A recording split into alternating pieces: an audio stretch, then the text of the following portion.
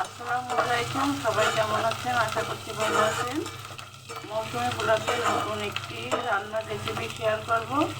তো আমি কড়াইতে পেঁয়াজ, রসুন, আদা দিয়ে ভেজে নিচ্ছি। প্রথমে আজকে মাছ ভুনা করবো, সেটাই শেয়ার করতেছি। আর যে মাছটা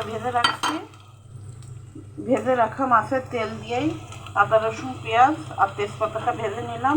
আর এখানে রেখে দিচ্ছি গুঁড়ো মশলা, হলুদ, শুকনো মরিচের গুঁড়া, ধনে গুঁড়া, জিরে গুঁড়া দিয়ে এটা পানি দিয়ে লিকুইড বানাই রেখে দিচ্ছি। এখন এটা ভালোভাবে মশলাটা ভালোভাবে ভেজে নিতে হবে।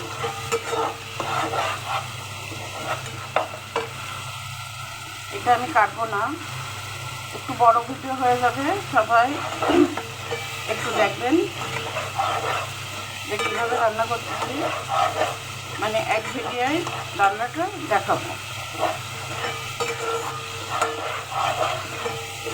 একেবারে ন্যাচারালভাবে ভিডিও করা হচ্ছে, কোনো ভয়েস টয়েস কিছু না।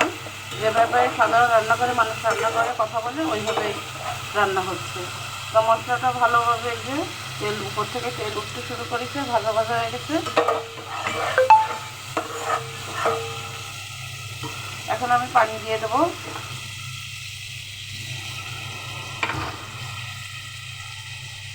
প্রচুর পরিমাণ পানি দিয়ে দেবো।